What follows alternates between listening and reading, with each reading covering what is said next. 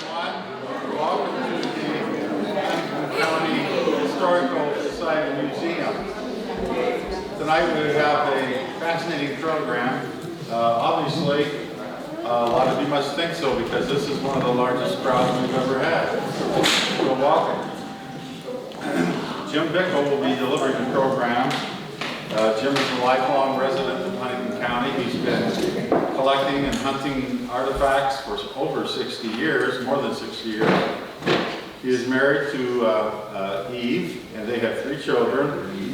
And Jim is the past secretary of the National Artifact Society, and he is also the past president of the Indiana Archaeological Society, and also president of the Huntington, I think you're currently president of the Huntington Indian Artifact Society. And he's also a past president of the Huntington County Historical Society and a past board member. And his wife Eve is also a past treasurer and board member. So, Jim, you ready to wow these people? Let's go. If you want to talk how to start this program, we're going to have to start 14,000 years ago here in Huntington County. Right here above us was an ice sheet 2 miles thick. That's hard to fathom, but it was about as high as a jet goes by now.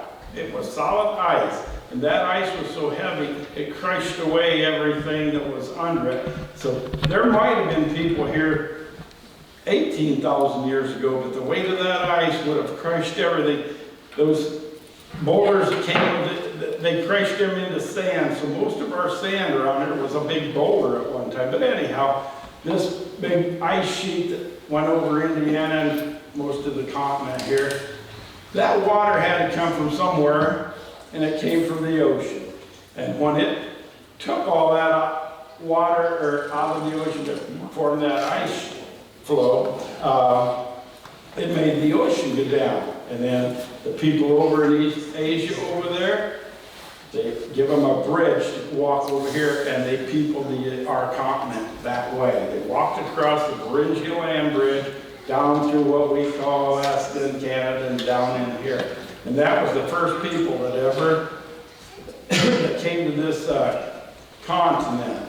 And when they came here, their form of weaponry, and he's got the other half coming in the door there, they only had a spear. And when they encountered these big mastodons were 14 feet high, which is about as high as that top of that screen there. All they had was a little spear to stick into them.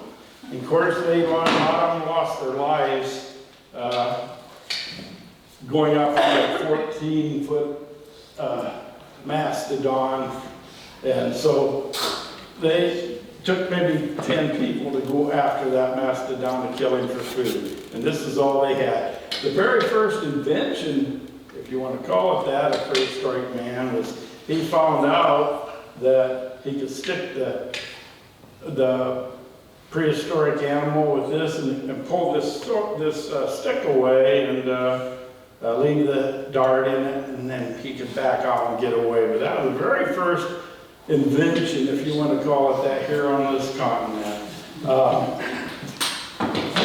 You notice at the end of this spear is a piece of flint. They also realized if they stuck a big animal that had hide on it that thick, they needed something sharp to penetrate the thick skin, and they found out that a certain stone, flint, could sharpen down and be sharp enough to penetrate the skin of that animal. So that was the beginning of the need for flint. I brought several pieces of flint. Probably the biggest archaeological find here in this area in Huntington County in northern Indiana was this cache of blades. Me and my daughter was out arrowhead hunting along the Wabash, and I found 2 of them. They were like that, and I told her, I think I found a cache. But before it was all finished, we had our pockets full of this flint. And if those Indians did not have flint, they didn't live because they needed that to cut with and to kill their animals with. And this is a cache. A cache is taken from the French word cache, which means you gather together all your valuables. So somehow they call this a cache of flint blades, and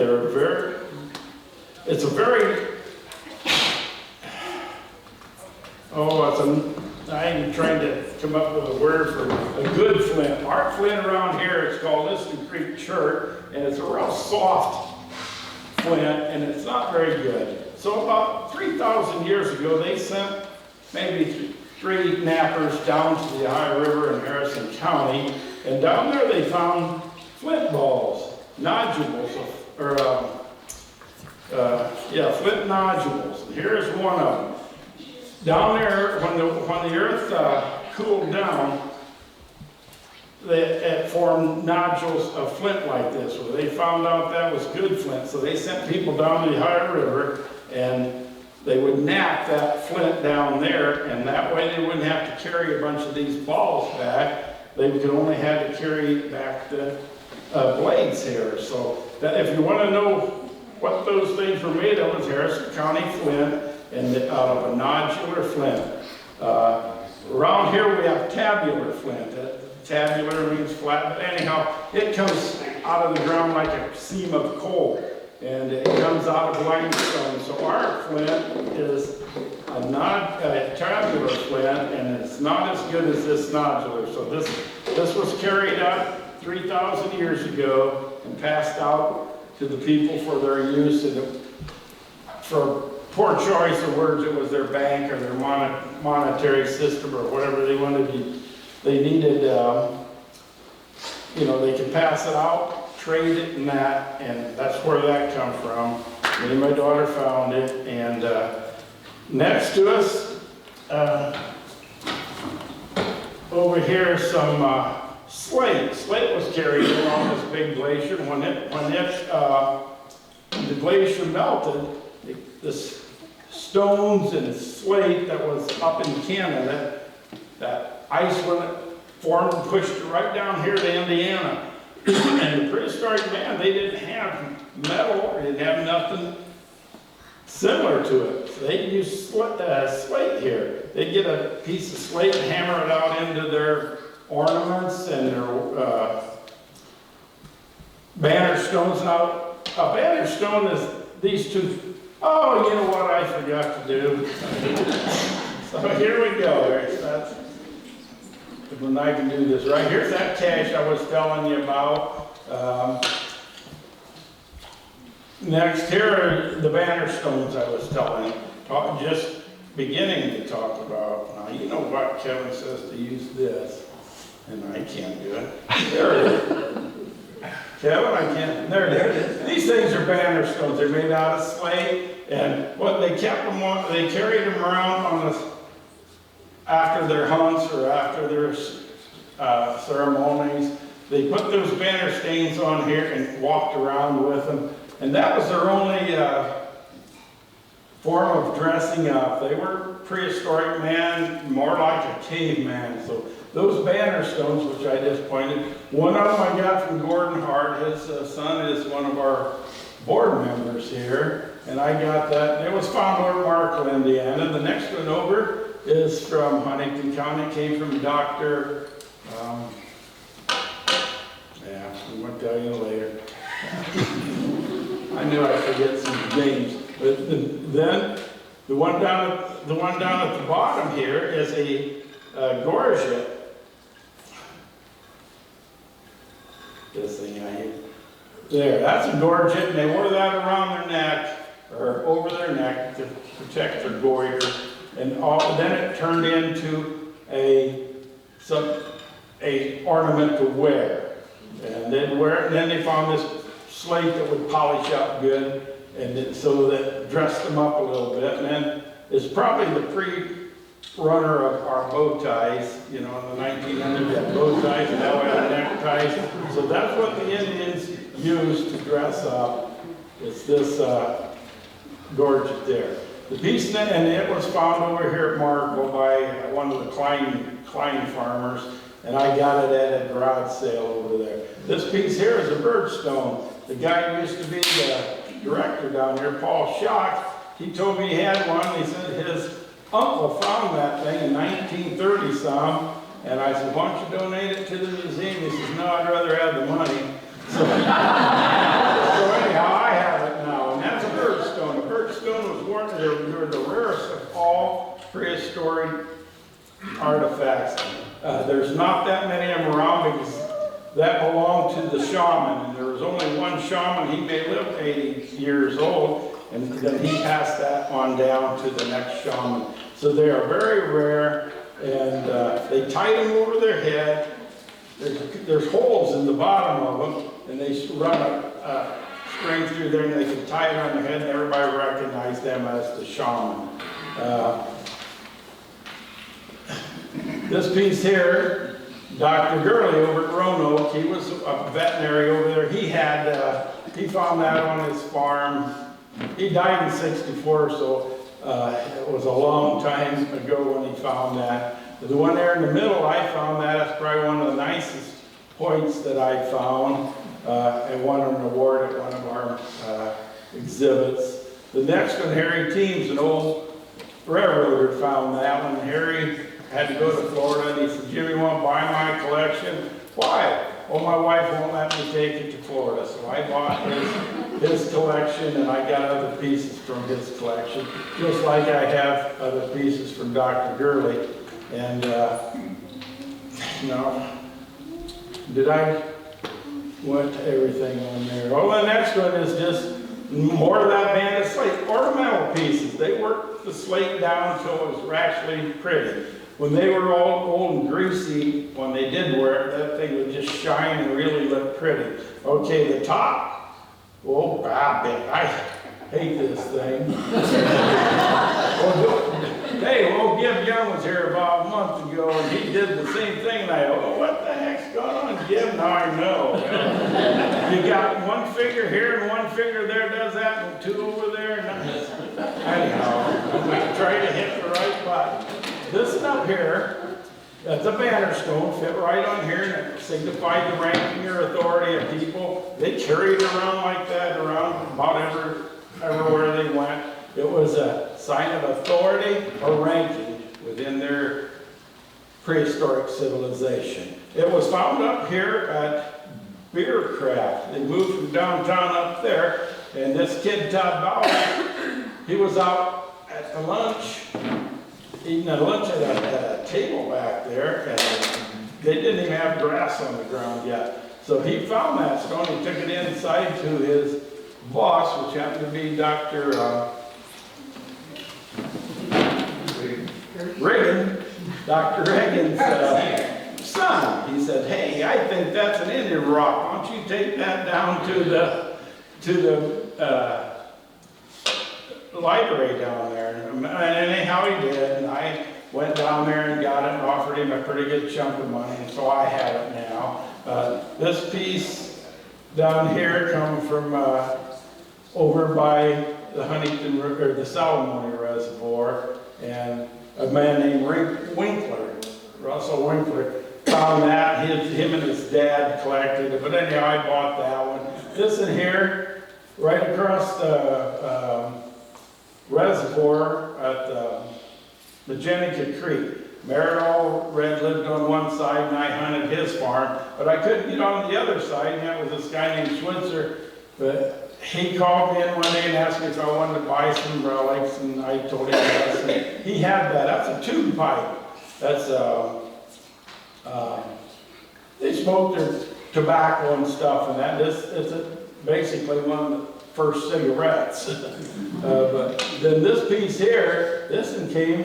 I was out at the Forks of the Wabash giving a demonstration or something. This kid, Mel Fruit, had come out there and bring that to me for 5 years. His mom, her name was Zelma Lehman, she found it when she was 12 years old and gave it to him, and he just teased me with it for a bunch of years because he couldn't sell it. It was his mom's, you know. So anyhow, one time, 5 years later, he says, you'd probably enjoy this more than me. That's a gorget again. That's the two holes. and it went around the neck, and the pre-runner of a bow tie, and they wore it for decoration. This piece over here came from Dr.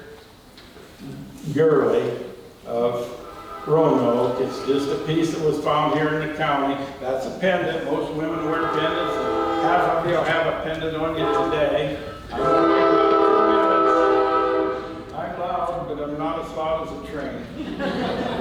So anyhow, that's a pendant slave.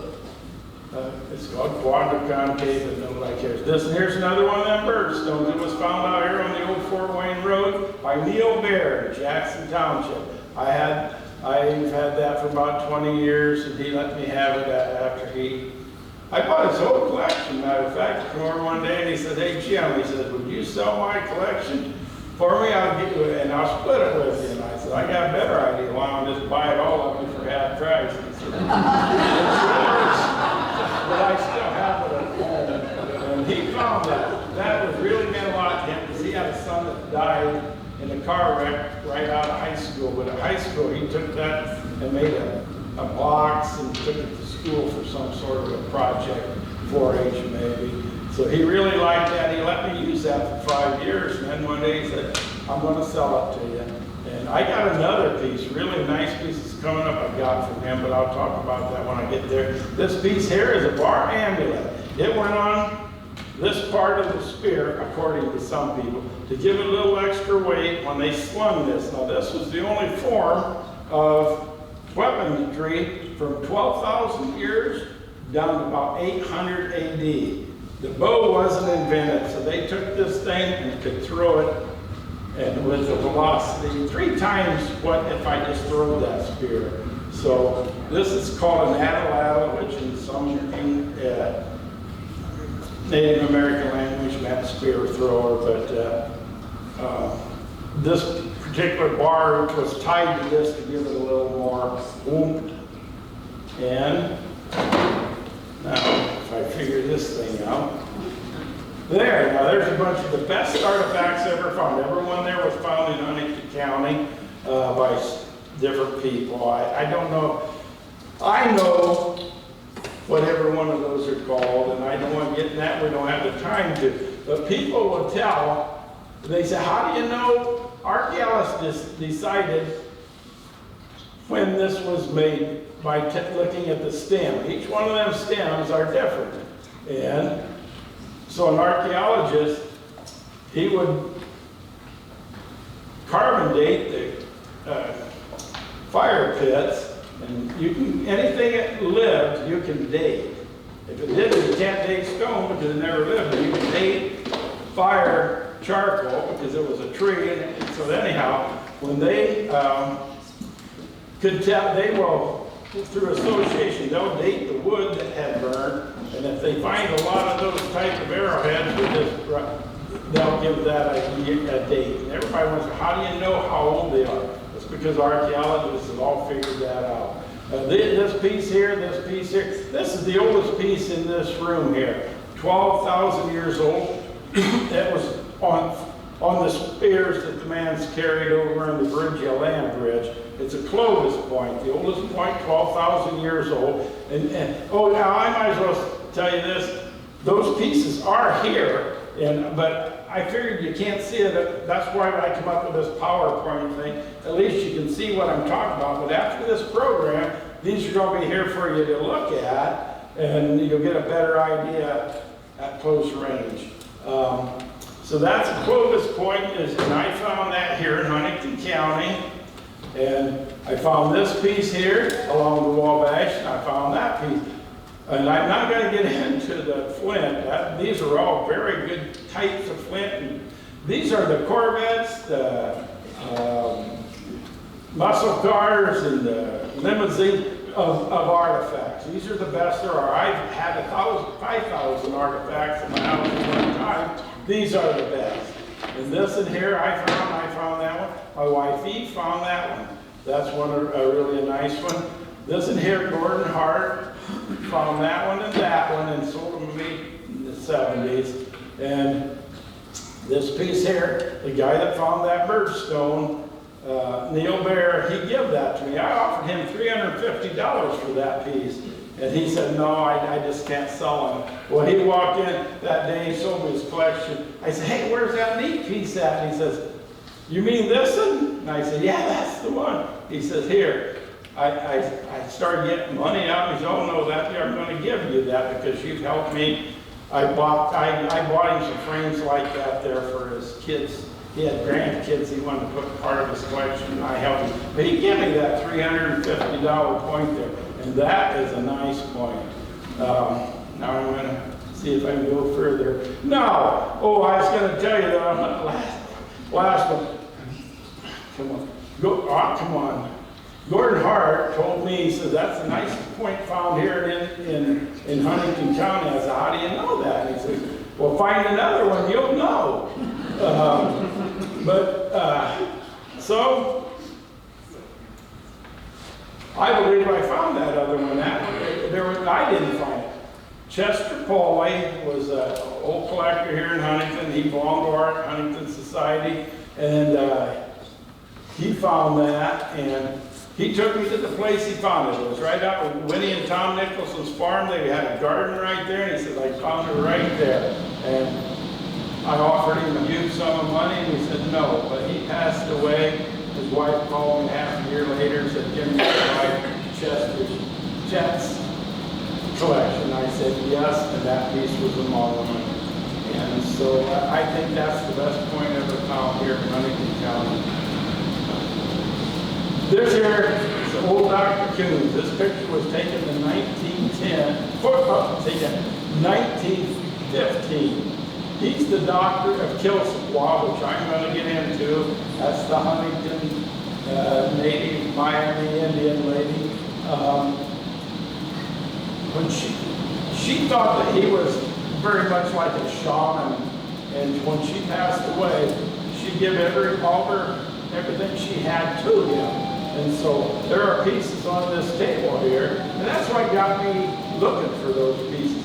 I thought to myself, surely they wouldn't throw that away, that's somewhere. So I took about a 20-year hiatus or whatever you want to call it, looking for those, and I finally found some of them. There was an old lady, Nellie Redden, up there at Roanoke. She was 95 years old, and she had some artifacts I looked at.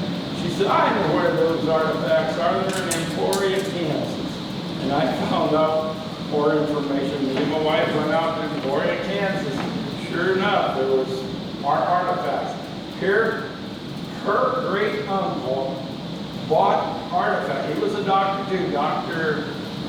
I'm not going to give you names that don't even mean anything. But anyhow, I know these people because Clyde Wilson. Dr. Clyde Wilson, in 1890, he's a doctor over there at Roanoke area, same as Dr. Coons here. So anyhow, Dr. Coons here, he sold some of those artifacts to Dr. Clyde Wilson, and that's how I got these over here. But in this picture was the inspiration for me to go look at them, so I looked for them. So I went and looked and went out to Emporia, Kansas. And I went out there, and the guy, he didn't want to sell them. He got kind of, nah, they're mine, I'm going to keep it forever, blah, blah, blah. So we came back, and about 2 years later, I got a phone call, Mr. Bickel, another telemarketer. So at the time, my deal was to set the phone down and waste their time like they're wasting mine. So I set that down and went about my business. Came back about 10 minutes later, and I heard that phone go like that. Oh, so I picked it up. I felt sorry for this telemarketer, I thought, so I was going to talk to him. I picked it up, and are you Mr. Bickel? And I said, I'm Mr. Bickel. Well, I'm Clyde Wilson's son. And we have a note here that you're interested in some artifacts from Huntington County, Indiana that belong to Kilsaqua. Yes, I am. Well, to make a long story short, we got together with the price, and I did buy the artifacts. Actually, I'm going to show you this plate here is right there. This knife, I tried to get in. He told me, I seen that old dirty knife. That plate and that knife keep out of the grave a little turtle. Little Turtle, that was the spatial. He's probably one of the biggest Miami Indian chiefs there ever was. And that came from his grave. You might say, how did it get into his position? Well, I've got a book, and I didn't bring the book, but anyhow, there's a book on the Miamis that was printed in 1917. The guy that wrote that book and the guy that dug the grave up of Little Turtle came to her and asked her a bunch of questions and put it in this book. And so they gave her some of the things. And some of the things they gave her was that plate on the Little Turtle's grave, that knife, there's 2 rings and some earrings, and some, well, I'll get onto that later, but anyhow, that's, these pieces are here at this museum today. These pieces right here, I went down there and talked to this guy's granddaughter's attorney. She died, and I wanted to find out where those artifacts were. And I talked to this granddaughter's caretaker, and she says, I got these artifacts out of the upstairs in the garage, and we took them to a sale down at the 4-H building, and we sold them all. And I got to follow up on that, and that's where she said, she told me once, she said, there were some of the things I got rid of, like those plates and saucers. Now the Indians, you got to remember, the Indians didn't have nothing back at that time. And for that over 100-year-old Indian to have a cup and a saucer was a very big deal. And so, but I would have still took those cups and saucers. She says she sold them for $1.50 in a garage sale or something. Here's the one that really made me. See that canoe? If you get into the book Mrs. Grannon is selling here, Dr.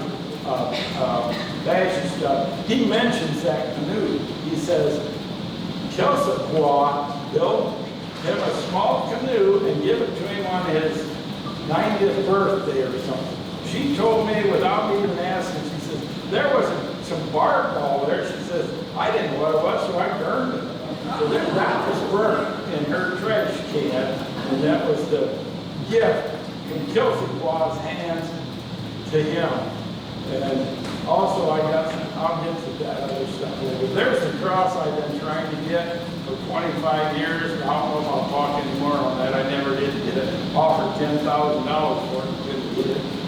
So I think I'm going to go to the next one. Okay, there's the cross at Kelsequah. I chased that around for 25 years, and the last thing I got over the internet, I emailed a guy and he said the cross is not for sale. We also went to Montreal, Canada, where these ribbon clothing and ribbon moccasins, you can't see. I took pictures of my own pictures, that's why they're not that great. But there's a pair of moccasins, and I offered them a lot of money. Damn it! I thought I was at home. So anyhow, I tried to buy that, and we went to the museum up there in Toronto, and I talked to the curator, and she says, those will never be coming back to the United States, they'll never be to Canada. So we lost those artifacts. I'm going to do this carefully. There, now here are those pieces.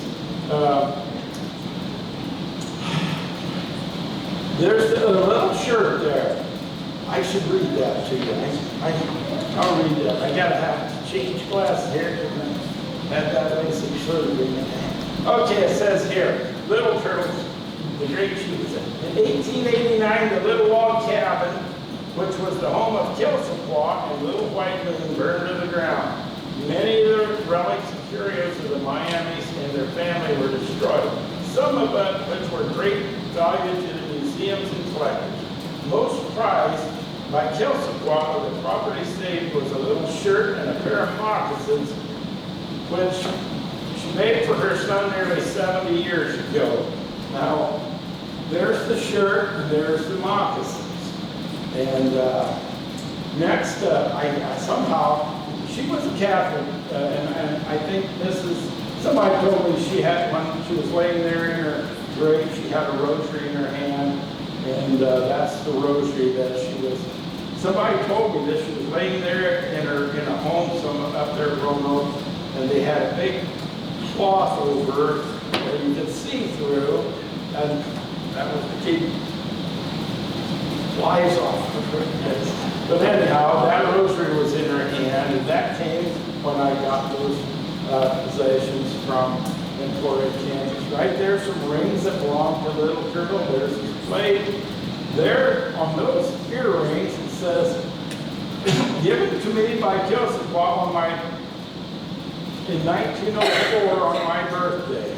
And then down below it, there's some more earrings. Now, I saw a picture of Maconaquah, which is an Indian over here, about 40 miles away.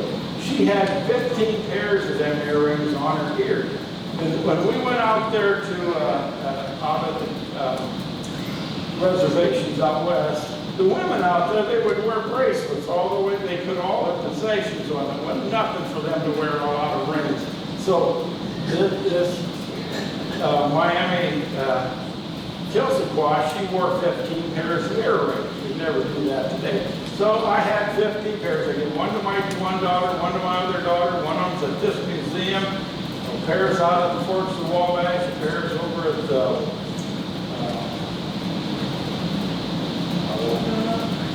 there's a pair at Roanoke Museum where Kilsaquah was both buried. And one of them's over here at some other areas. And I can see if there's anything else in there. There's also some clothing. They give her some clothing, Little Turtle. And then the only pieces out of the collection up there, if you go up to Fort Wayne at their museum, they have all the pieces of Little Turtle with those. And I think I went over everything in there. Next one, oh, that's me. Here's this pipe that I think is a great piece. It was when she had her 105th birthday at Roanoke. They made such a big deal out of it. The guy they also mentioned that she rode in a car for the first time. The guy that owned the car was Dr. Calvert from Huntington, Indiana. And he took her and drove her around the parade in 1905. And also it's written in the Bash book that the Indians smoked that and passed the pipe around, passed it, smoked it to the east, the west, north, and south. It's a bunch of talks about that pipe. And I was lucky enough to get that from Gordon Hart over here at Bluffton in 1976. And I hate to talk about money because we were poor young people in 76 with 3 kids. I paid $2,500 or $2,600 for that back then. We didn't eat for 5 months.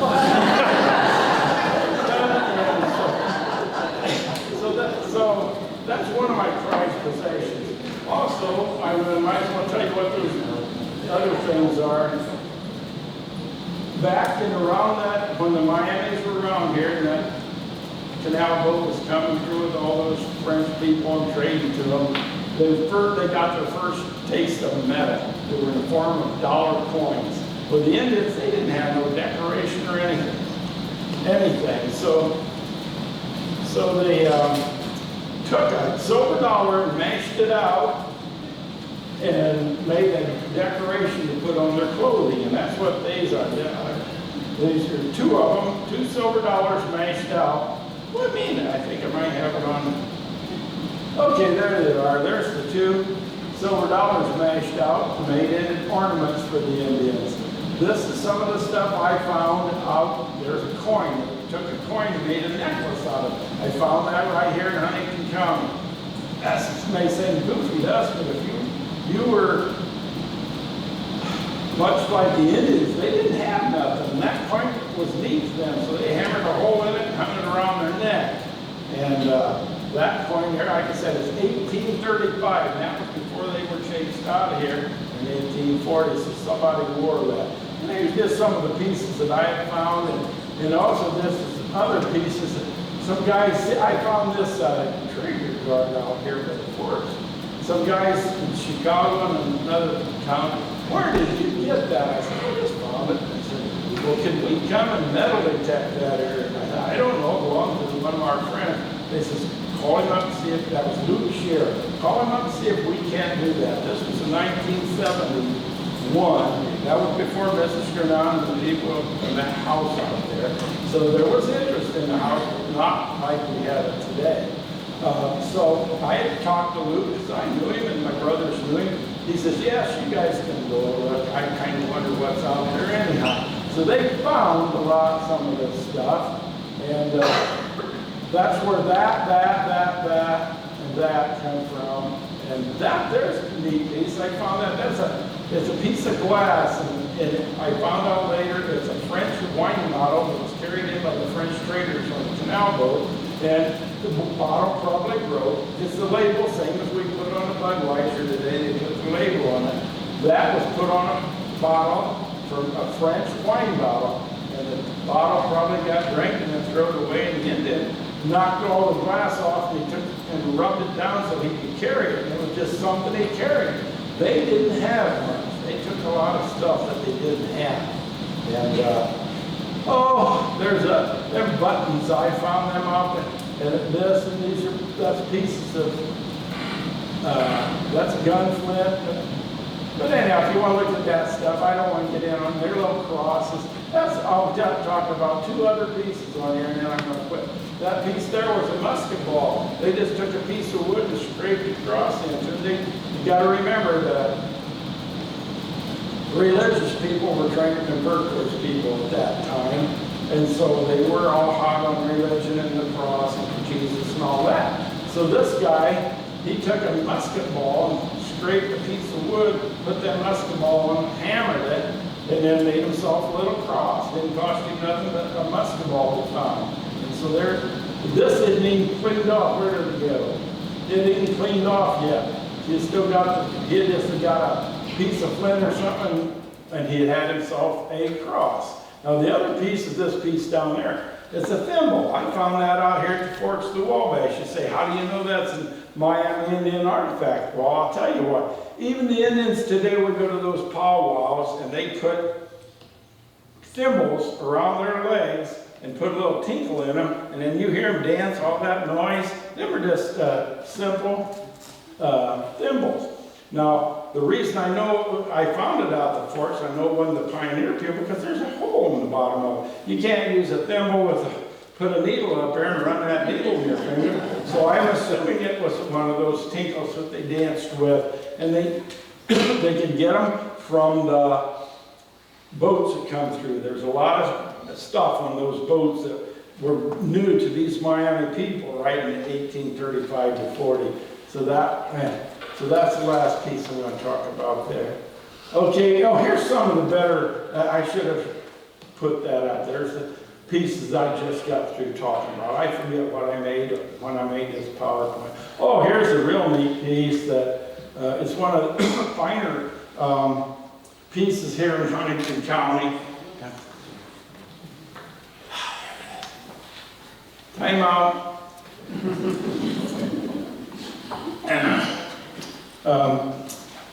It was funny how I got that. I was given a program out here at the Powell Grounds, and this Wally Chef, everybody knew Wally Chef, he's either our mayor or chief of police or something. He carried that in wrapped in a pair of old overalls, and he brought it out there to show people. And yeah, I guess you can see it. I was going to say you can't see it, but I guess you can. But that's I'll read what it says there. This Crow Indian saddle was given to Miss Morris Simon of Watertown, South Dakota, by an Indian sometime in the 1800s for a favor done. I got this information from Wally. It then went to her daughter, Mrs. Hassad Ann McLean of Huntington, Indiana. If you don't know who the McLeans are, they're the people who bring the Colatona to Huntington, and we got a whole bunch of their beakers and everything out there from the old Colatona. Wally had it. I saw it in Wally's basement, and next time I saw it was here at the museum, so he must have given it to the museum. You see a lot of Colatona bottles, and Wally told me he has the, what do you call it, the recipe for that. He also, they made, back in them, they around the turn of the century, they made salves and all kind of, that Colatona was supposed to heal you from a lot of problems. But also they had salve, and Wally made that salve and actually sold it here in the 1970s or 80s. And anyhow, that's where I got this, oh, did I finish that? Oh, when I mentioned, okay, then she gave it to her son DeForest McLean. He was the Colatona man. And upon his death, on March 20th, 1963, he bequeathed it and all his goods to his good and best friend, Wally Shepp of Huntington, Indiana. I got papers at home. They sent this to the Smithsonian, and they said, yes, we'll take it. And they said, no, we don't want you to have it. So they bring it back. Anyhow, I do have papers on that. It's one of the few pieces of historic that there's a history with. Most of it, I got 15 pairs of moccasins at home, and I don't know where they came from. Somebody brought them in, or I bought them somewhere. So that's the story on that saddle. It's just a nice beaded Indian piece, and it got to Huntington, Indiana, through the McLeans and Wally Shepp. And now here, this here is miniature artifacts. I used to do a lot of school programs, and I got tired of carrying all this stuff. So I talked to my cousin Larry Shiver, a local artist, and he made me all those. Every one of them took maybe a day or two to make, and he made me that case, and it's sitting right over here. And I would leave it at schools, and what we did, we told what the piece is, and then we numbered it down here, because the kids would always ask me, what is that? What is that? What is that? I said, go over to there and look up what it is, and you'll know. So I would leave this to the school, and they could have it for a week, and they would look at number 10, and it's such and such. So I hope they learned something from that. And, while I'm over here, I wrote a lot of articles for archaeological journals. I don't know why I've run that. You can't read it. Anyhow, those are articles I had written. I wrote probably 10 or so many. And I had a lot of my pieces from Huntington County pictured in archaeological journals. I thought they had to be out showed. I gotta see what's next. Oh, that was I don't know what's next. Oh, that is Shire. I don't want to scare everybody, but that's him. He's one of our local artists. And if you look at that box up there, and if you don't think he's an artist, you can't see what's in the box. So anyhow, I'm just almost done with this. I got a couple other things I got to talk about. Here are some beaded strips. I got those from Ethan Rowe, and a lot of people don't know Ethan Rowe. I'll show you a picture of him later on. He was one of the guys about like Vern Keller. I remember him when I was 10 years old. He would walk by our house from Broadway and go to the Huntington Laboratory where he worked. And what I remember most about him, I was 9, 10, he was 60. He'd stop and talk to you, and he'd talk to you for a half hour. And I didn't know what he was saying, but he talked to me. He was, but I always remember that he would talk to me. I don't remember what the conversation was. He usually complaining about something. Here's his skinny.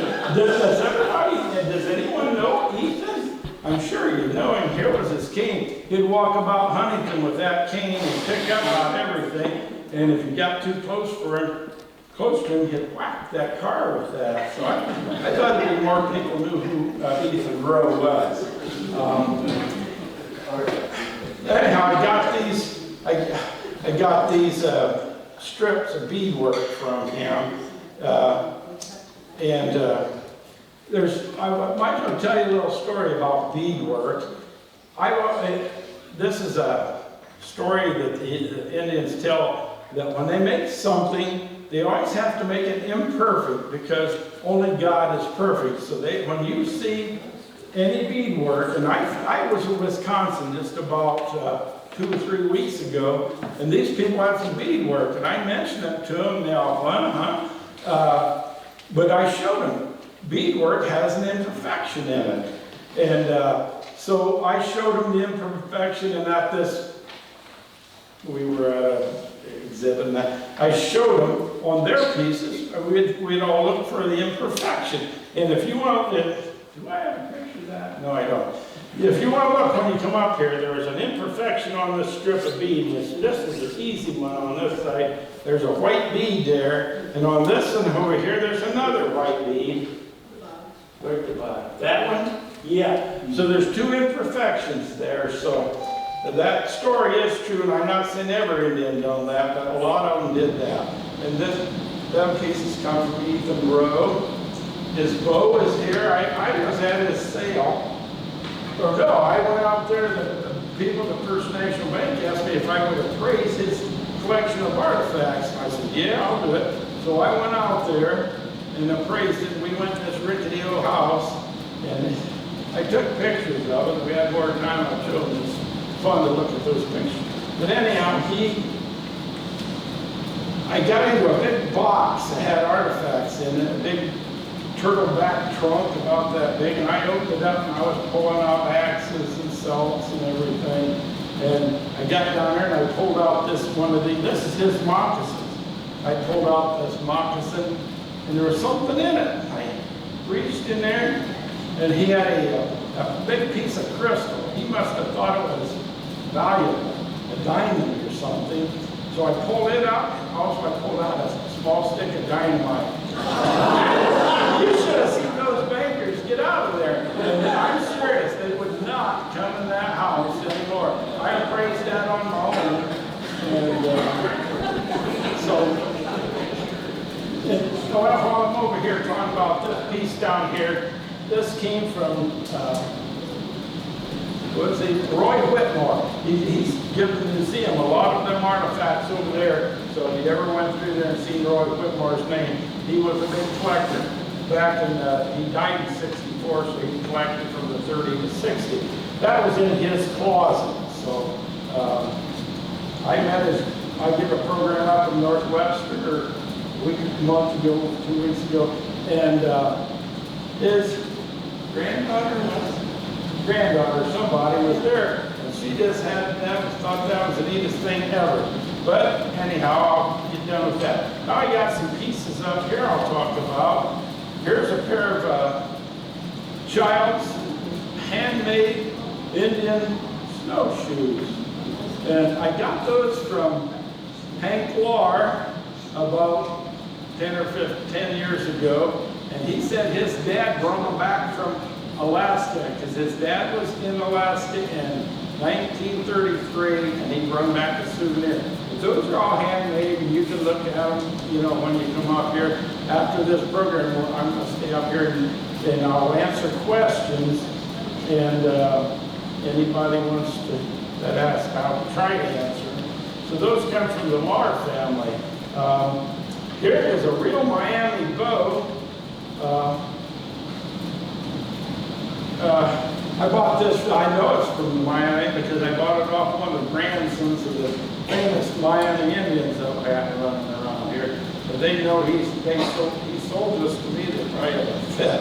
But this is an actual Miami handmade Indian bow. I'm going to tell you a few things to think about. Never string up a bow and pull one. Now, the reason you don't keep a bow strung is because that will form that curve, and that's all the power in it. So you never string a bow, and if you see one, it's a no-no. And so, you never string it and pull it back. This bow is nearly 200 years old. Anything that lived has a lot of water in it. And the older it gets, that water leaves, and when water leaves anything, it loses its brittle. So I have seen many a times a guy at our get-togethers and meetings, they'll set the bow up and pull it back, whoop, and that bow cuts right in half because it's brittle and it's got this lack of water in it. That goes true for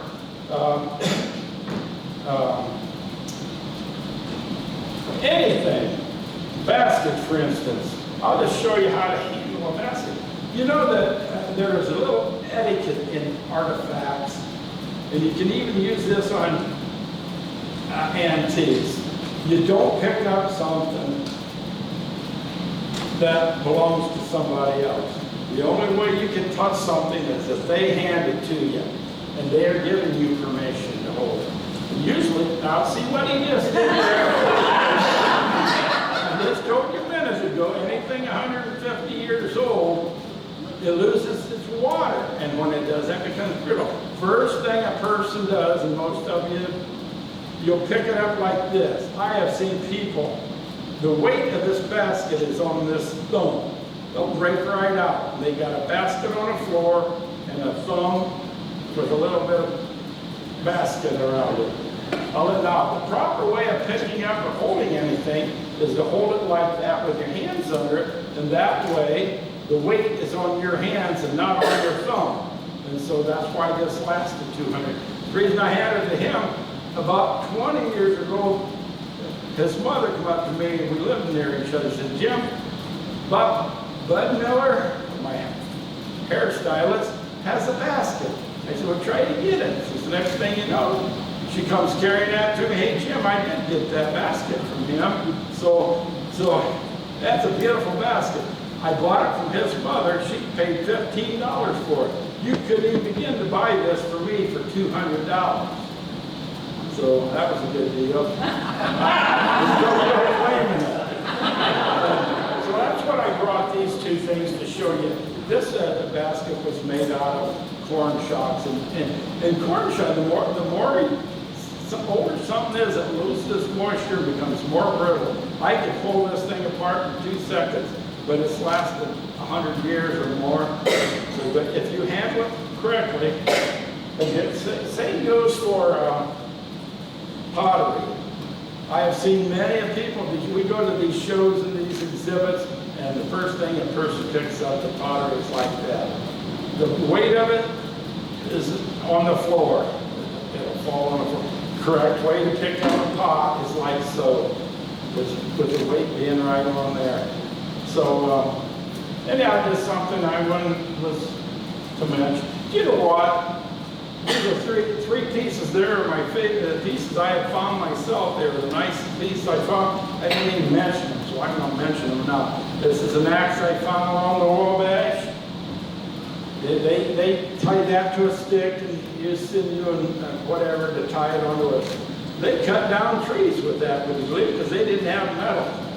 And here's a saw. It's a blade it's a hand axe. They would take a piece of wood and hammer that in. They could chop anything they wanted with it. It's a hand axe. It's a saw. And this is a hammer stone. They drew the stone and they could hammer stakes into the ground. Well, those are 3 pieces I had, and I forgot to tell you about them. They're across it.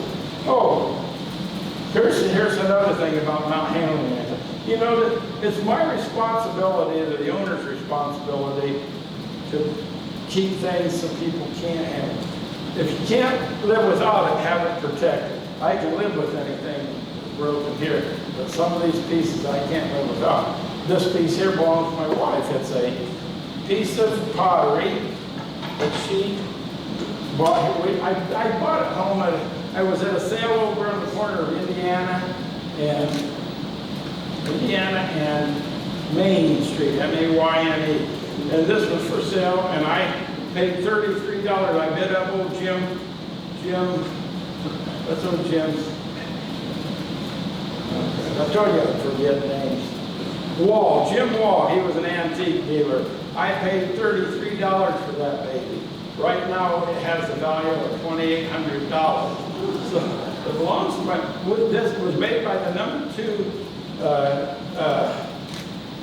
and it's a work of art. There's a snake around it and that. This was a piece of clay at one time. If you don't think that is a piece of art, go get you some clay and make that.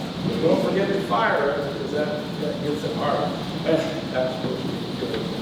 Anyhow, we went out to her reservation and we just, hey, where does Teresita Durango live? They said, well, she lives down here. We went down there, knocked on the door, she comes to the door, invites us in. We sat on the couch and talked to her. And my wife said, well, I have one of your pops.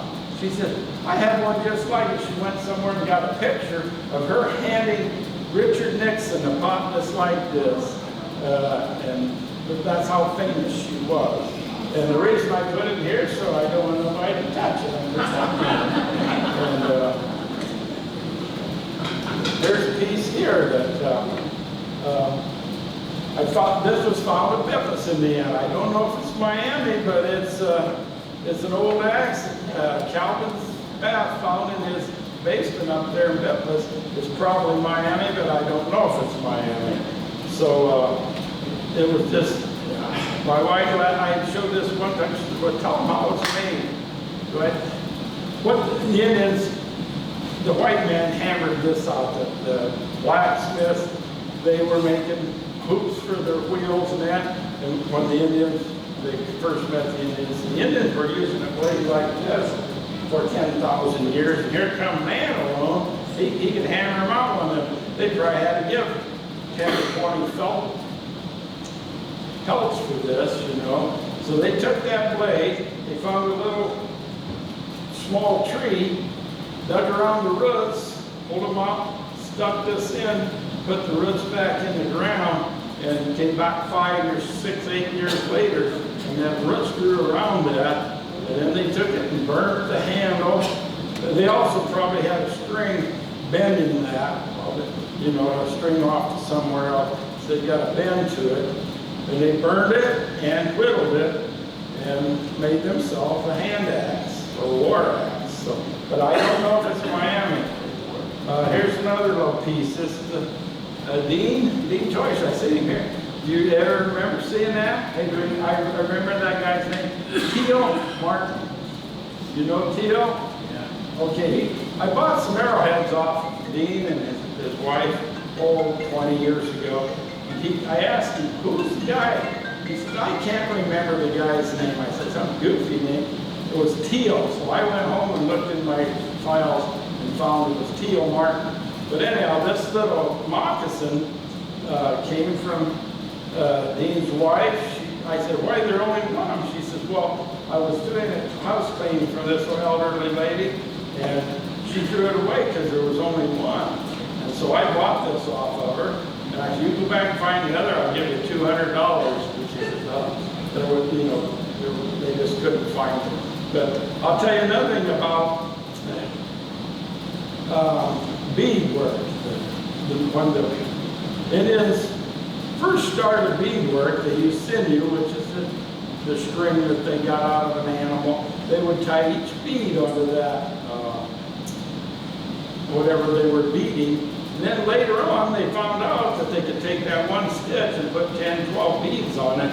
And you'll see it in this chute. You see the 10 beads, you know, they call that lazy stitching versus, and then this is the later shoe. This shoe here is probably an 1870 or 80 moccasin with the lazy stitch. So I'm sure that the white man gave it that name, the Indians didn't call it that. But I'm going to and here's something I got from here in Huntington. Mrs. Welch's, what was her first name? Mrs. Welch is out at the Forks of Wabash. Sarah's sister. Mary Welch. You know, she's a friend of mine. I knew her from out there. She gave me this one day. It's Indian made out of corn shocks, and she just thought I should have it. It was from Huntington. I don't know where she got it, but she gave me that, so I thought I'd bring it. I was out, when I worked for the school corporation, I would go to the War Nursing Home, and there were at the front desk, and I would supply the young girls who were learning to be nurses with supplies. But at the front desk, they knew that I was there. I had collected. She said, Mrs. I can't remember her name. She says, there's a guy in cabin number such one. She come over and see him about arrowheads. So I went over there, and he had arrowheads, and I bought them. No, I didn't buy them. I directed him, and I praised him. But he made this Indian, and I I brought him on because I thought it was neat. I said, where'd you get the model for that? He said, I started out, I took a buffalo nickel and I started to make that guy, and he says, then they come out with this coin called Sasquatch or something like that. Sasquatch or something. A coin so he says, I started making her face. So that's a combination of the buffalo nickels man and this Sacagawea, her. So I thought it was neat. I don't know if he gave it to me or I bought it from him. I can't remember. And let's see, what else? Oh, if anybody wants to go and on Kelsequai, Roanoke can go and want to see her grave. She's the only grave site in there that has a stump of cement, and that's why you will know it's her grave. She's buried up here at Roanoke in the Roanoke Cemetery, and like I say, it's a stump. The only one tombstone in there is in the shape of a stump. Now, I think, well, we went to a get-together up in Wisconsin about 3 weeks ago, and I was going through this guy had a beautiful basement all full of artifacts, and we were just, I saw this thing, it said, I'm not going to my glass on. It says, glass trade beads found on Miami Village site, Upper Wabash River, Huntington County in 1970 by Gary Litherman. And Huntington County, and so I talked to the guy, make a long story short, we're back in Huntington County. And Gary Litherman was the man that I sent when I found when I found the trigger guard here. He's one of the other guys, Jim Dressler and Gary Litherman. They're the two guys in the metal detector. So I got most of Dressler's pieces, but this was some of the pieces I didn't get. And I just so happened to see them up there 2 weeks ago, and I brought them back to Huntington. I think, oh no, wait a minute, I had some other stuff up here. I forgot I had this. I never used this before. Okay, now this is Dr. Gurley from Roanoke. He's one of the guys that I bought his collection out, and that's why I have a lot of, and he died in 60, but I bought his collection from his daughter. Now there's Ethan Rowe, that's the guy I talked about, had the dynamite in the shoe, and he was part Indian. And here's another thing, what's this thing here? This is going to be the last slide. That there, somebody at work, I work for the school corporation, they go, hey Jim, there's a medal on the internet from Huntington, Indiana. And my first thought was a Indian peace medal. So boy, I shot it and found out about that. Well, when I researched it, found out it was Dr. Kissinger, the guy that helped at the Panama Canal, and he helped with malaria, you know. Well, these pieces were for sale, so they were down in Florida, and I went to Florida and went to the guy's house, and sure enough, he had them. And I had my wife take a picture of me. I'm holding the two medals, about life that is, the way I didn't show you that. But anyhow, he has those medals, and I thought, oh, maybe I can buy them. He says he wanted $33,000 for them. So I couldn't get them. But when 6 months ago, I got a phone call from, you're Jim Bickel? Yeah, I'm Jim Bickel. I'm the next door neighbor of Bob so-and-so. He passed away, and I got those medals. He says, I know Bob told me you were interested. And he says, are you still interested? And I said, yes, but not for that much money. But then he said, well, I got them. And he says, I'm trying to do his estate. He says, I'll get a hold of you later on and see if you're still interested. So if there's anybody in here that's got $30,000 in their pocket, come and see me, we'll bring that medal back. But it is neat. It's a piece of history. We even, you know, me and Johnny Trick, we went we know that plaque is out at the Huntington Hospital, because he was a doctor and he did all that, you know, for malaria. So Johnny talked to a few of the doctors thinking they'd just snap that up and bring it home. He didn't get any bites, so it was still for sale. So if anybody wants it, you can have it. And that's the end of that thing. But